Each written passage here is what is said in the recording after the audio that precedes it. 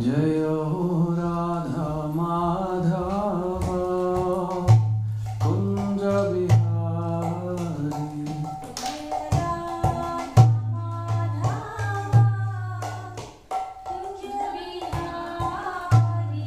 Jaya Radha Madhava Jaya Kunja Bihari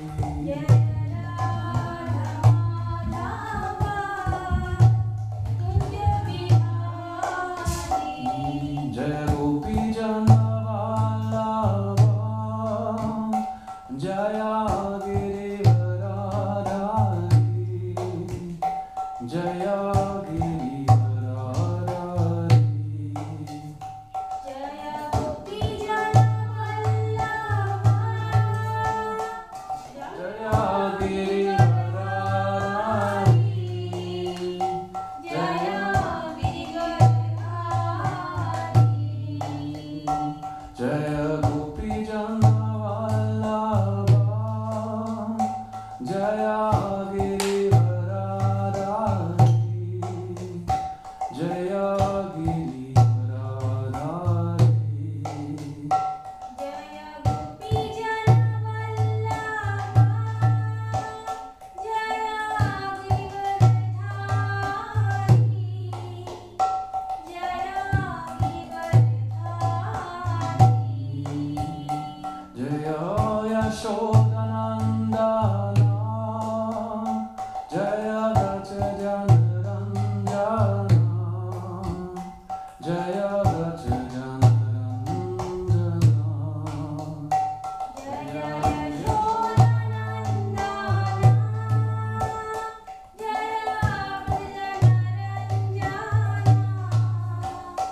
Jaya Janaranjana Jaya Yashodanandana Jaya Gacha Janaranjana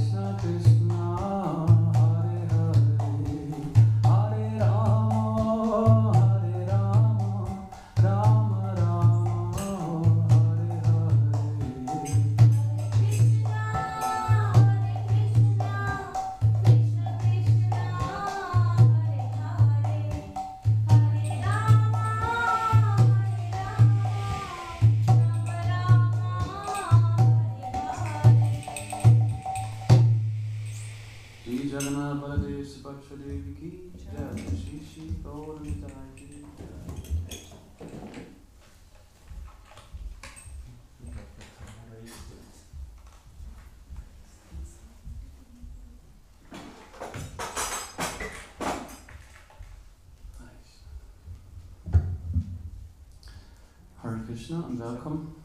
Let's put my leaf before I.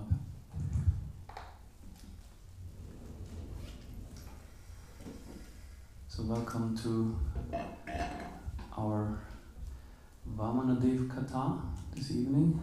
I hope everyone here speaks English, understands English. Okay.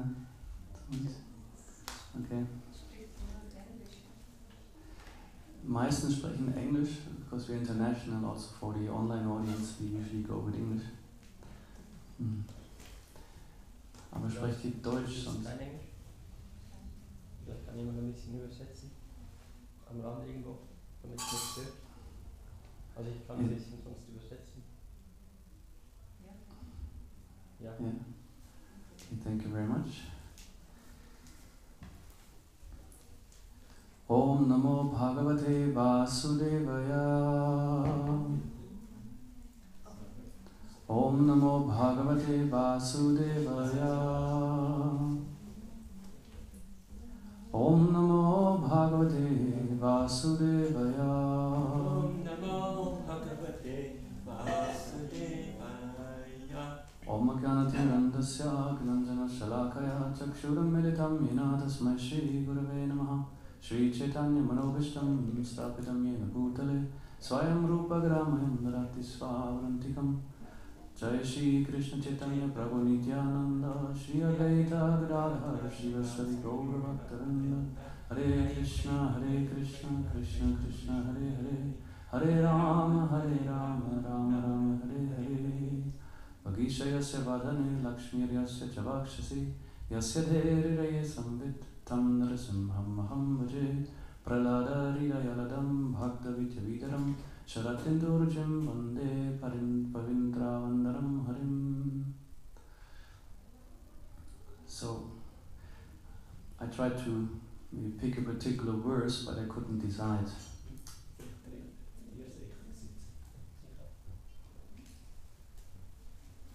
Yeah, it's okay. So I will speak a bit, how to say, about the whole 8th canto of the Srimad Bhagavatam actually. Because the pastime of Sri Vamanadeva is to be found there. And many of you know, Vamanadeva is one of the 10 regular appearing avatars called Dash avatars.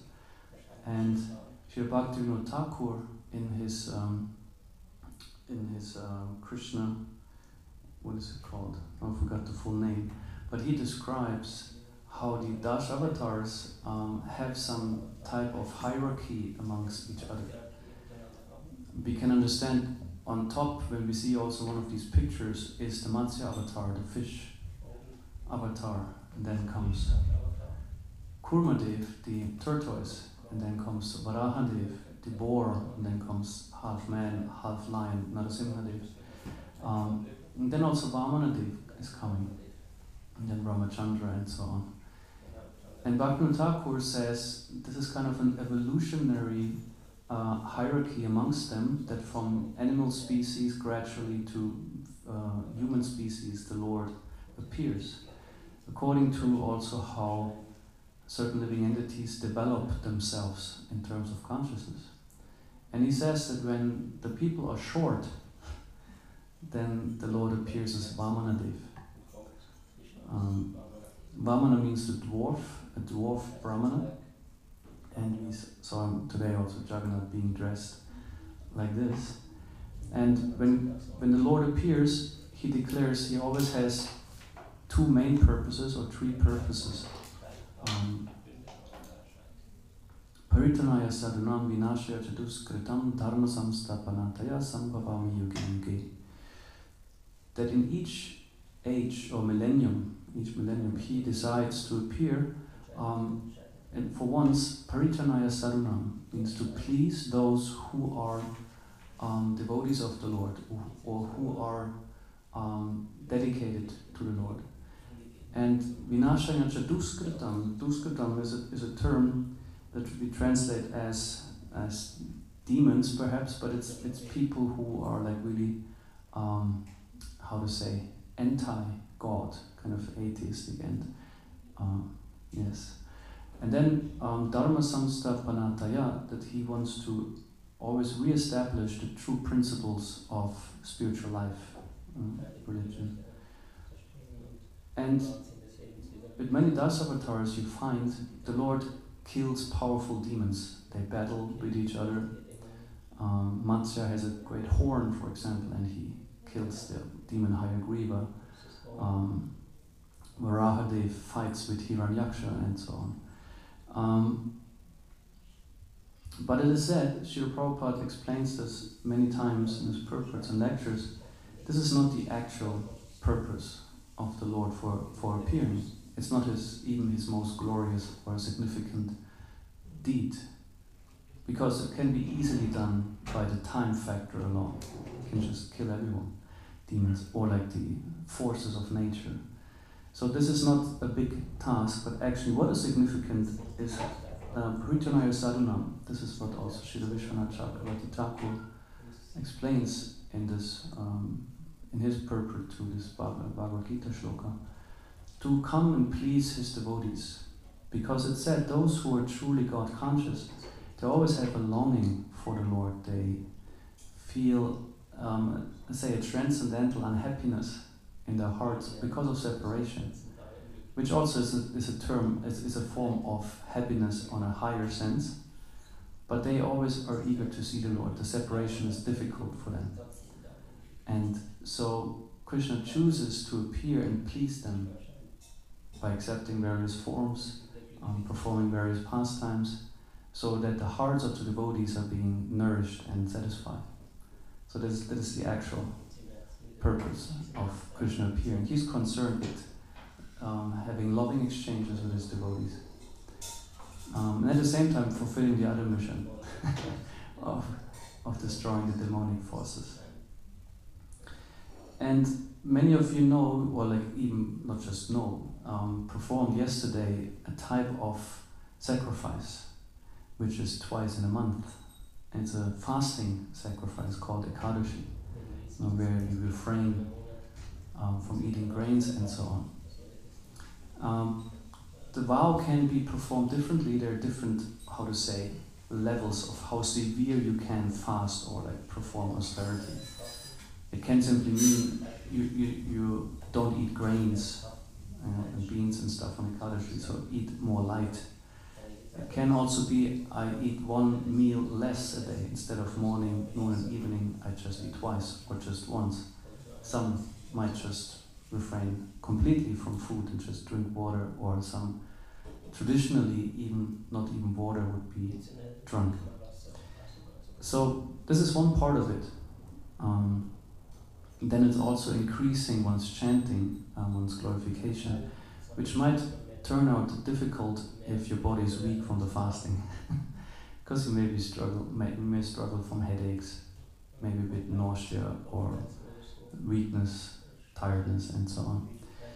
So, but this is a sacrifice recommended to please the Lord and to get closer to our spiritual consciousness, because we are not so much absorbed in our physical or mental needs, or at least we train ourselves to not be. And the day that follows Ekadashi, which is a very glorified day, and brings a lot of auspiciousness in one's spiritual life, the day followed by that is Dvadasi, which is today. And we also say Vamana Dvadasi, because this is significant in the pastime that we hear about today. Staunch Vaishnavas may also continue kind of fasting on that. It's described that on Dvadashi often those who follow that, they will drink only milk, not eat anything else. And this is also a vow that was being performed by Aditi. And Aditi is the mother of Vamanadeva. Mother in the sense that she plays the role of mother. Of course we know Krishna never takes birth in the flesh. He's not an incarnation in that sense. The word incarnation is actually difficult. If you take it literally, it means incarnare, to become flesh. And this is against what our Vaishnava philosophy or theology teaches us. Krishna never enters the flesh or becomes flesh. Avatar is the right term, someone who steps down and appears in the material world. But when he comes in a human form, he has associates with him. And one type of associates are his parents. In this sense, they are Kashyapa, Muni, and Aditi. When he appears as in an animal form, like Matsya or Varaha, the agents that facilitate his appearance might be the elements. He might come out of the water, the Dvadasi ocean that fills half of the water, half of the space of the universe. Or Vamanadeva comes out of the nostril sometimes of Lord Brahma, or even out of the earthen shell that surrounds the universe. It's described in many shells. And it's also said he resides there afterwards. They don't just disappear often, they remain the avatars in different spaces. So when he's a human, he has parents. And they perform like serious sacrifices in order to attain that role. It's not just like they're okay, who wants to be parent this time? Okay, you. It's more like there must be a very intense, eager desire. Of course, we also hear he has eternal associates, so in a way they play the whole kind of sacrifice part because they are meant to be the eternal servants of the Lord. But also in this case, Kashyapa Muni and Aditi were deciding on a sacrifice. It's actually Aditi who was the one who felt the need to make the Lord appear. And this is a story that goes a bit back in the 8th canto to another pastime which is called the churning of the milk ocean. There's also a Sanskrit term, but now I forgot it, a lila. Because the personality that is responsible for Aditi's state of mind, that she feels a need to call the Lord, is Bali Maharaj, King Bali. He's a very significant figure in this pastime. And he managed to drive away all the demigods out of their heavenly residences. He conquered the whole universe. And not just out of nothing. There's a whole history between Bali, King Bali, and the demigods, King Indra particularly, which goes way back at the time when the demigods and the demons decided, or were actually inspired by Vishnu, to churn the milk ocean. The milk ocean is a place in the universe that is not visible to the material eye. Sorry, what is to churn? To quirlen, den Milchozean quirlen. Quirl, wie ein Quirl. Aufquirlen, aufschäumen. So, because what happened is the demons managed to overpower the demigods. This was due to Indra's pride. Indra offended a great sage called Parashuram, and based on that, out of pride, and the sage Parashuram cursed Indra that the demigods will lose all their power. So the demons took the opportunity, got the overhand in the universe, and then the demigods took shelter at Brahma, and Brahma went to Vishnu. So this happens rather frequently in the universe, that Vishnu needs to be consulted or approached for help because the demigods are in trouble, and very often because of Indra, their leader. Wow. So the pastime of the churning of the milk ocean is a very also detailed pastime in itself. We just want to shortly mention it to give a bit of background for what's happening here in the Vamanadeva Lila. Because at the end it turned out that the demons were cheated of the promised nectar of immortality. The idea was that the milk ocean should be churned, and as a result, the nectar of immortality should come out. And this was attractive for everyone. Everyone was eager to be immortal, powerful in the material universe. So, and then an intense fight actually took place. And Bali Maharaj happened to be the commander-in-chief of the demons back then already. And interesting is, Bali Maharaj descends from the line of Prahlad, which is a great devotee of the Lord. He's actually the grandson of Prahlad Maharaj. The one in between is Virochana, that would be he's just mentioned by name in the Bhagavatam, there's not much more detail, to my knowledge at least. So he comes in that line, but he's still as Prahlad, someone who is the leader of the demons. Demons are even not just considered in terms of mentality, it's even said it's a race. Bhagavatam says that. Keshava Muni and had several wives. He was one of the gods who is a Prajapati. That means a who can father other living entities. And with his wife Diti, he fathered the demons. He came out of them. And with Aditi, the demigods. So they actually, demons, demigods have the same father, the great sage Kashyapa. So, and they differ, of course, in mentality, but both of them are aware of Vishnu, God, which is sometimes difficult to understand if we consider a demon to be an atheist. Because then also Hiranyakashipu and Hiranyaksha, they are great demons, but they were way more advanced than even our poor little selves, because they could see Vishnu even, they could talk to him and fight him. So they just had like different perceptions of who Vishnu is and who he's not. So, and it happened that Bali Maharaj almost died actually at that occasion when the fight on the Milk Ocean was going on. And it happened that Brahma interfered and they protected Bali Maharaj and some other demons because they didn't want that they all got, I say extinct or like distinct? No, what? Extinct, exactly. Sorry, they didn't want to extinct. That Brahma didn't, or the Brahma, they didn't want that the demons got extinct.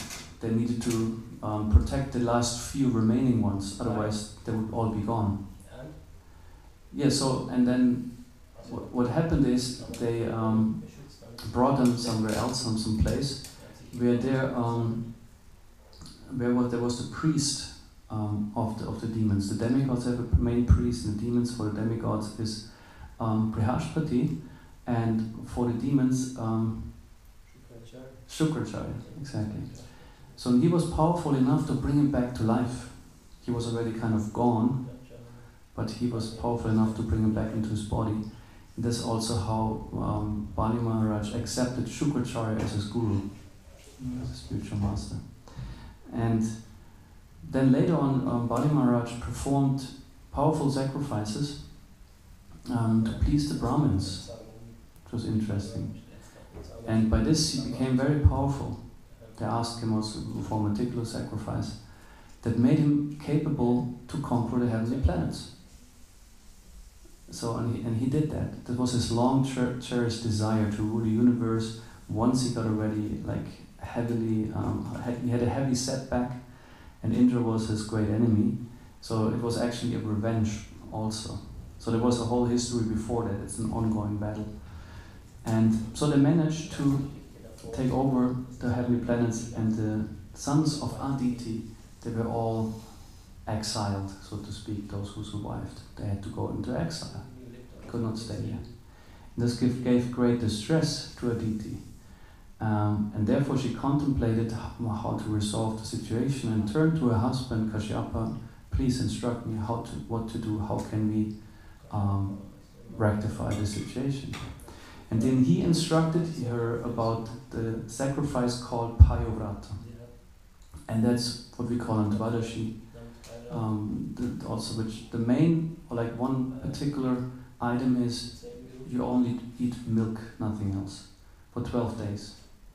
And there was a whole instruction, like a big list of prayers to be chanted, charity to be given, austerities to be performed, and Aditi did all that. So, and this made Vishnu appear. That was powerful enough. 12 days. 12 days to see Vishnu. Because they were very advanced personalities. So Vishnu appeared in front of her as Vishnu, as the four-armed form, and he expressed his empathy to a deity. If you read these parts of the Bhagavatam, it's interesting. He kind of reflected her, he kind of mirrored to her what's going on in her heart, her distress, how she feels about her sons being exiled and herself and the demon and so on. And then he said, yes, I will help you, but I cannot just kill Bali Maharaj. Often he would fight the demons, but he cannot. So why is that? Because Bali Maharaj was protected by the Brahmana's blessings. And Vishnu said, if I would not just kill Bali Maharaj, I would actually discredit the blessings of the Brahmanas. I cannot do that. He's Go-Brahmana Hitayaja, the one who pleases, or like whose heart are the Brahmins. And so he said, I cannot do that. So he had to find another way. And of course, Krishna is very intelligent. So what he did is, he actually chose to appear as a Brahmin himself. And that's Vamanadeva. So he first appeared as Vishnu, but he often does, to make sure it's Vishnu. Right? And then he chooses another form, like Vamanadeva or someone else.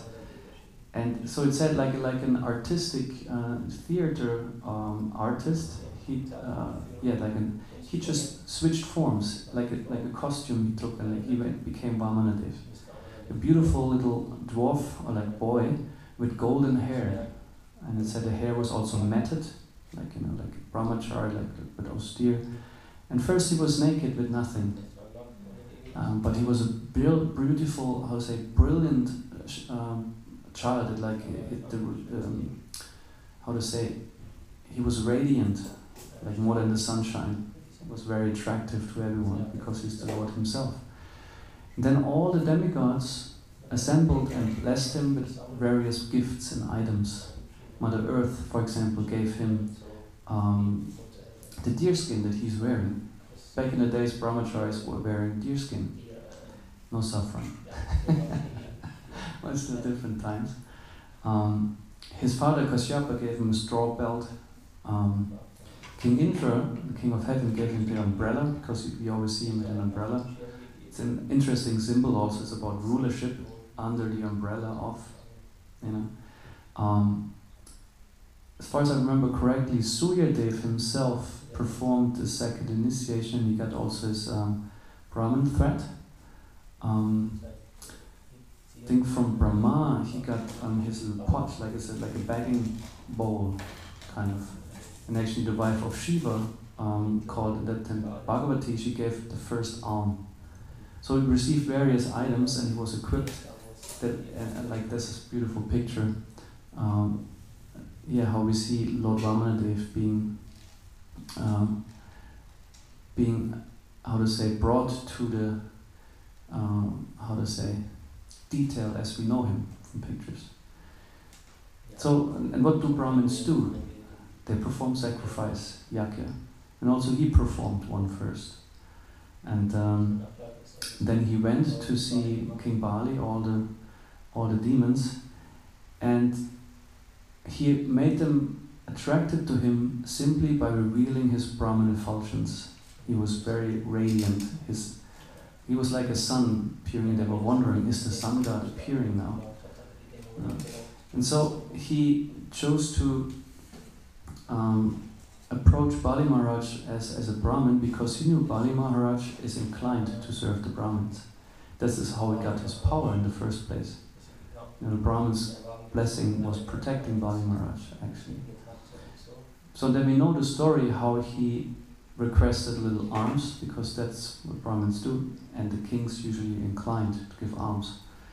And Bali Maharaj was very proud, and he first laughed at Vamanadeva to say, when he heard what he asked for, because he said, I am the Lord of all the universe, and I can give you anything. That's a big illusion that many demons are in, or like in general, the material mindset thinks I'm the owner of everything I see and have, And a false pride arises, claiming something ours that is actually not. What did he ask for? 3 steps of land he's going to ask for. Because then Bali Maharaj laughed, you want 3 steps of land, you are a dwarf. It's like nothing. You're not very intelligent. Because he didn't know what was to come. And that's often like, that's the mind, that's the saying, appearances can be deceiving. It's very true here. Lord Vamanadeva appeared as a dwarf, and Bali Maharaj thought he deals with a little, very beautiful, attractive boy, who is powerful. So, and then as we know, Vamanadeva, in a very fascinating way, took his one step after the other by growing immensely.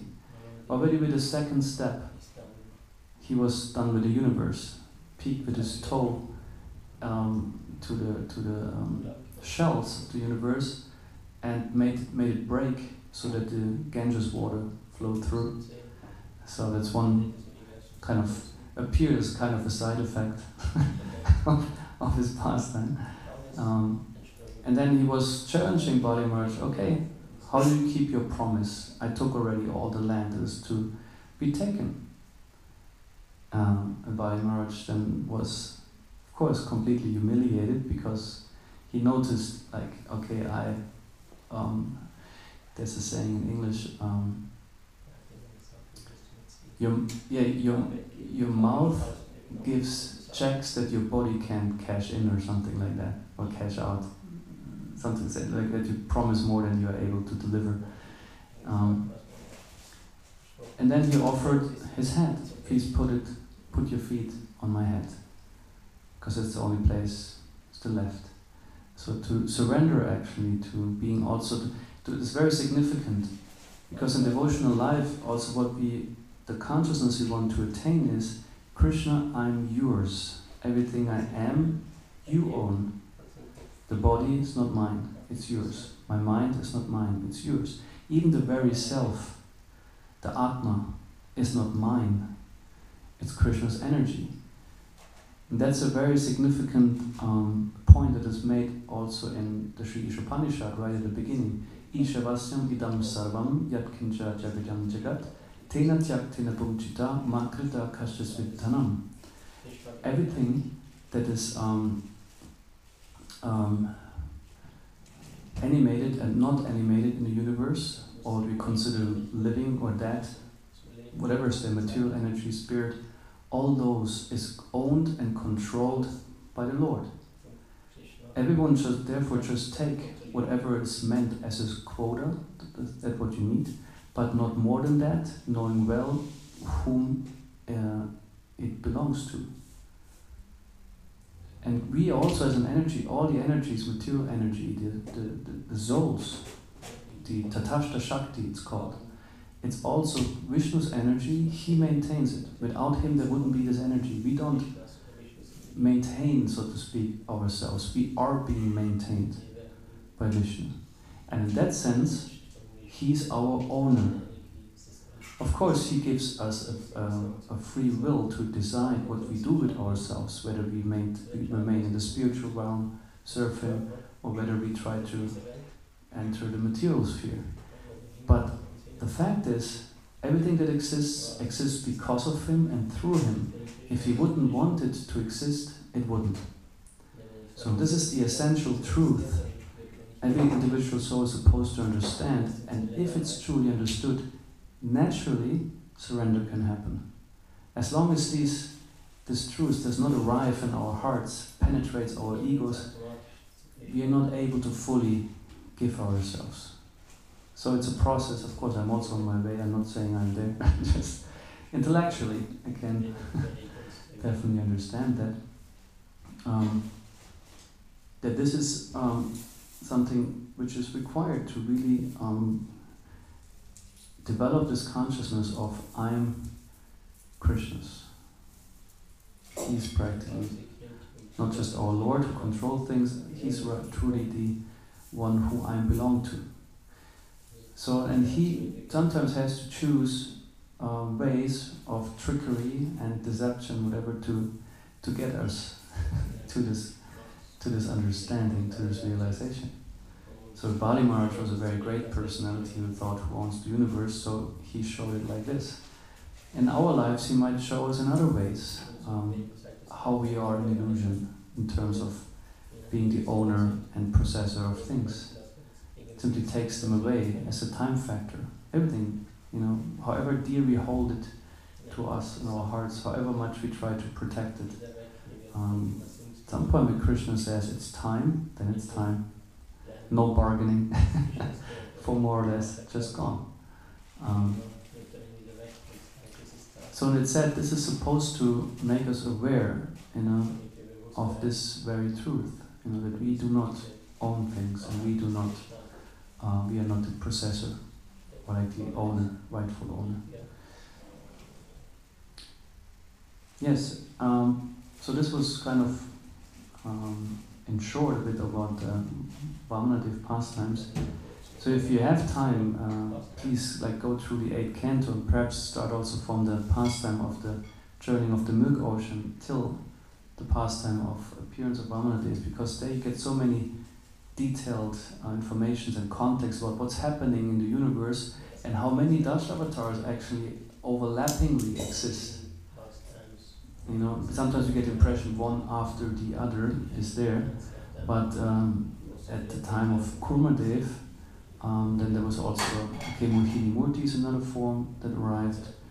And then also in this pastime of Vamanadeva, Parashuram, for example, is there. He's also there in Ram Leela.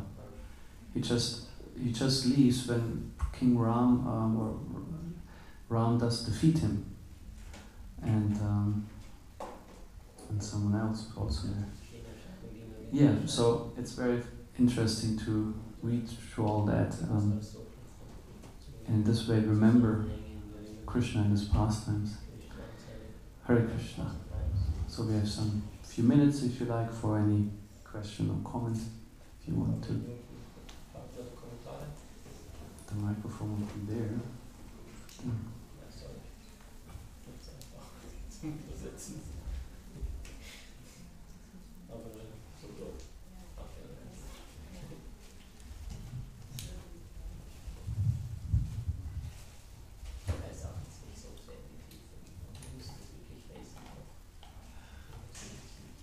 Alright. If there are none, then there are none. Don't have to force anything. Grantaraj Srimad Bhagavatam ki jai, Srila Prabhupada ki jai, Shri Vamanadeva ki jai.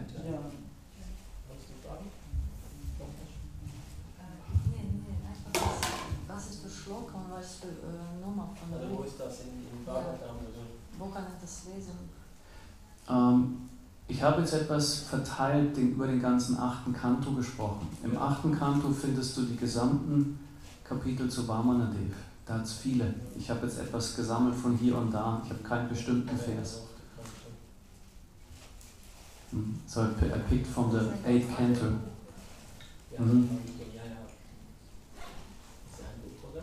Yeah. Srimad Bhagavatam has 12 cantos, but the books might be more because the first canto sometimes is split in 2. Also from the 10th canto we might have 4 books. If you 8. Kanto.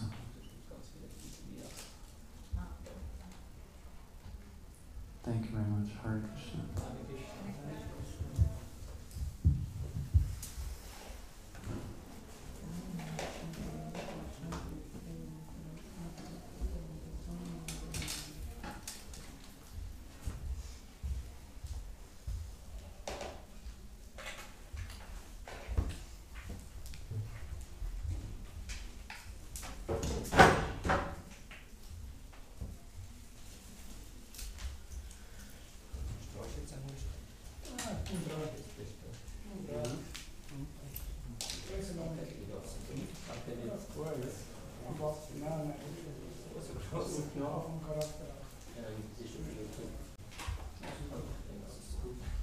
Ja, jetzt sind schon beide Hände zwei. Ja. Nein, Tochter Schäfer. Was ist so? Tochter Schäfer. 2 Stützen. Sind gerade vorbei. Ja. Aber wenn es wieder kommt.